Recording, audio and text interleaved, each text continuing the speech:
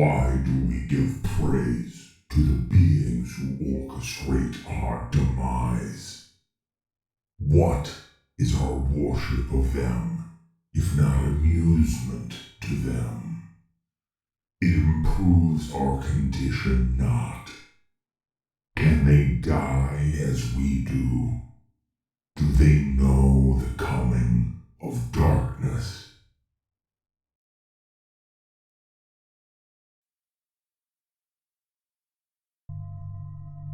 As he stood on the balcony of the Pariah, Nariteph felt a gentle breeze caress his gray, speckled face as his yellowed eyes turned towards the rising sun emerging from the east. He watched as the Atlanti trees and fan-filled bushes lifted their black branches as if to sense the subtle change in their environment, their dark leaves hungrily aligning themselves to gather as all possible light amidst the shimmering gray of sand and rock. Those in the Crown Lands had already taken shelter inside their pariahs and obeldomes, and so the streets of the city were abandoned by its citizens. But the Pharaon knew that the vassal necroi labored on in their searing heat of the fringelands. The cryptics needed their resources, and Nariteph would spare no expense in acquiring them. It was a new age, and soon the necrontyr would be free from this world and the scorn of Azagorod. Naritev's mind was brought back to the present as Liangador caressed his face painfully, temporarily blackening his skin. He continued basking for a moment longer under the sun's abrasive rays as it rose halfway above the horizon, breathing in the pain of his scorched skin, then turned to enter the pariah through the heavy balcony doors of stone and metal, denying the light behind him. Nariteph glanced about his chamber. Banners of deep lavender bearing the ankh of the Cenotech hung in rows from the ceiling as throngs of necrontyr nobles of the Cenotech dynasty, attired in robes of midnight blue, suddenly stopped in their tracks. All stood in hushed silence, each noble reacting the same at his return. He could see their eyes brimming full of sorrow and concern. He turned away from them quicker than he did from the burning sun outside. Lich guardians lined the walls of the chamber, watching the nobles in turn. Armored sentinels that were cold and devoid of emotion, wielding blades and shields along with their death masks. Regardless of the Pharaon's presence, they continued scanning the room for any sign of threats, unbiased to all within. Nariteph rested his gaze on the large bed that dominated the left side of the chamber, enveloped by crimson sheets and threads of golden black. Hoarded atop the sheets near the foot of the bed were gleaming assortments of rare, multicolored jewels harvested from the deepest necroi mines of the fringelands, exquisite clothes expertly spun from the finest Centope silk, polished amulets of finely inscribed necrodermis, all of them gifts of incalculable value. For Nariteph, however, the worth of all those objects combined could not compare to the insurmountable value he placed in what now lay still and lifeless underneath the sheets. Only the upper half of the body was revealed, left exposed and bare, except for the silver ankh placed upon his chest. Nariteph once again eyed the figure's long face, eternally contorted in pain, stuck in a visage of agony and spattered in dark, encrusted blood that was coughed up in its last moments. The fight was over now. Azagorod had claimed the death of another one of Nariteth's sons. Nariteph approached the bed, studying the features of his offspring's corpse. reflecting on his situation.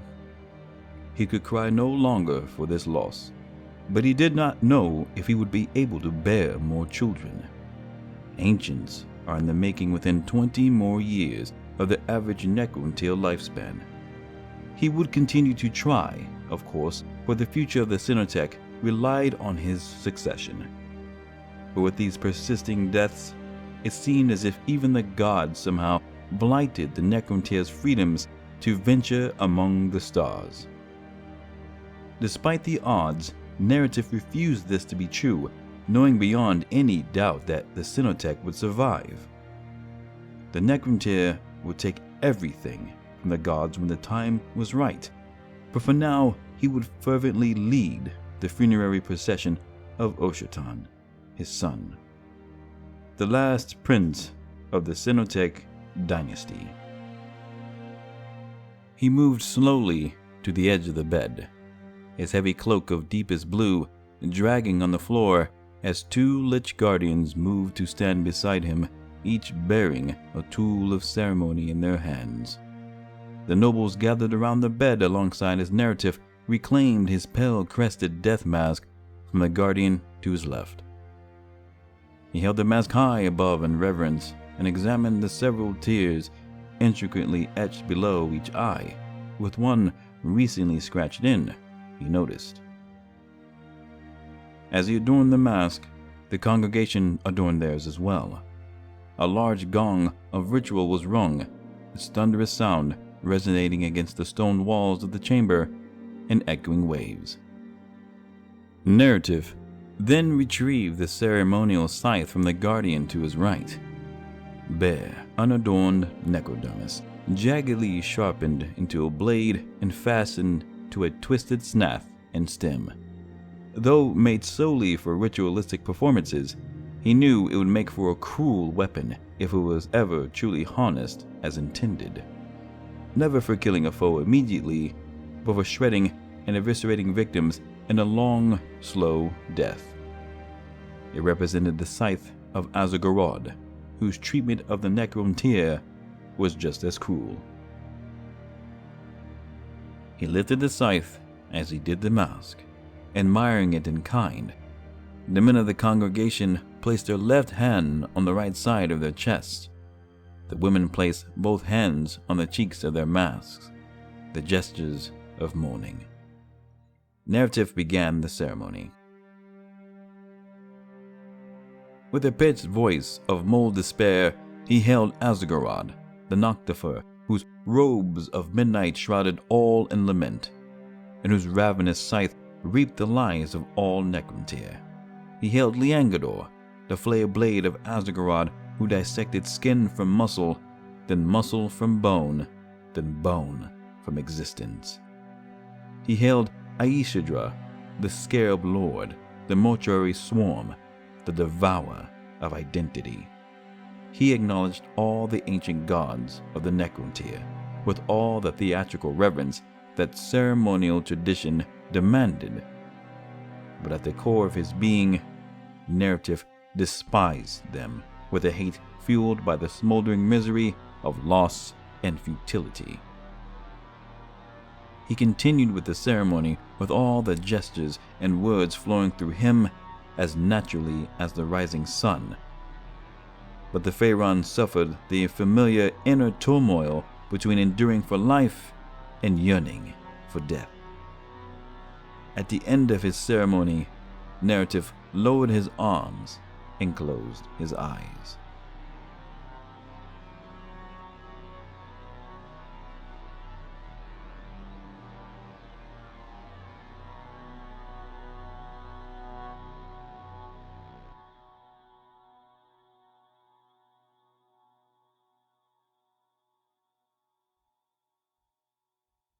They opened to the pale faceplate of a death mask, wreathed in battered, archaic necrodermis, which brightened his vision with a lustrous glow.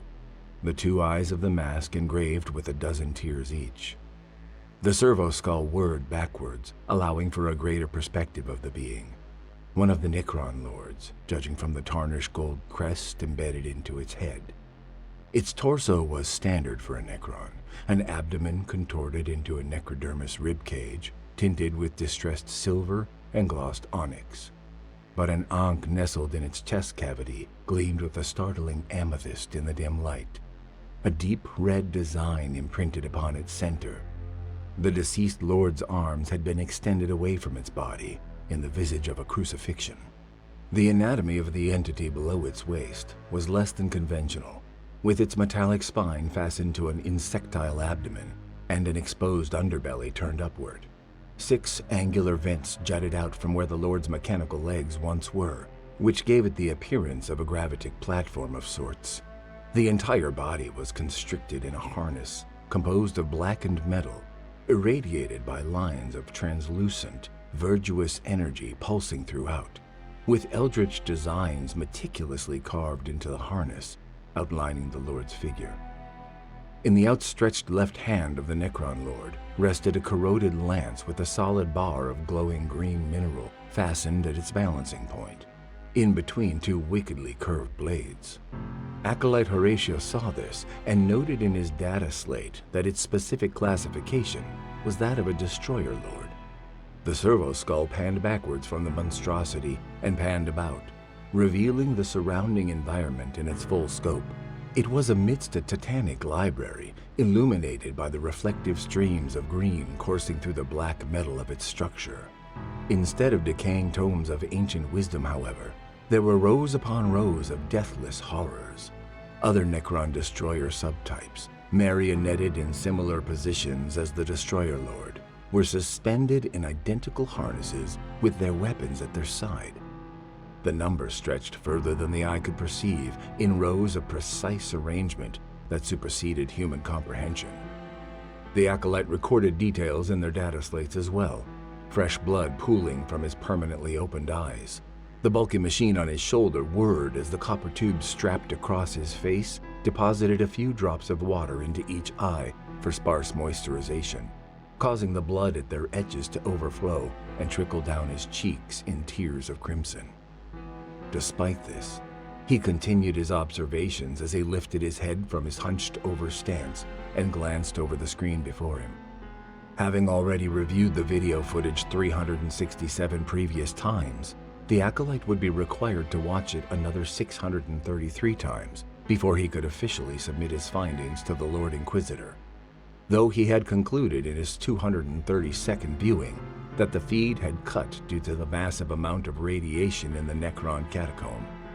Just as expected, he witnessed the servo skull's feed blink out as it journeyed between the rows of suspended Necrons.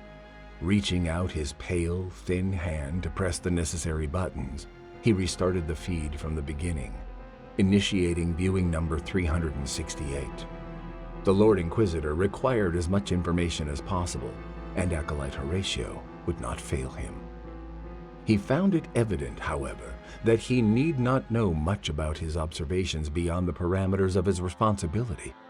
He was not required to know that the footage was recorded nearly 100 years before, nor did he need to know that he was observing one of the few data slates recovered of the Kerberos expedition in the Epimetheus subsector, nor that he was looking at the subterranean depths of the Synoptic Dynasty tomb world, hidden in a pocket dimension in the Kerberos system.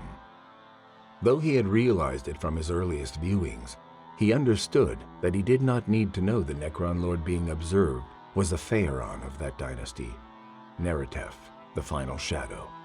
All that was required of the Acolyte was observation and recording, to use his sharpened eyes to absorb as much relative information as possible. He would do this hundreds of times more until his task was completed, when he would be disposed of and replaced by another Acolyte who would perform the same investigation 1,000 times again.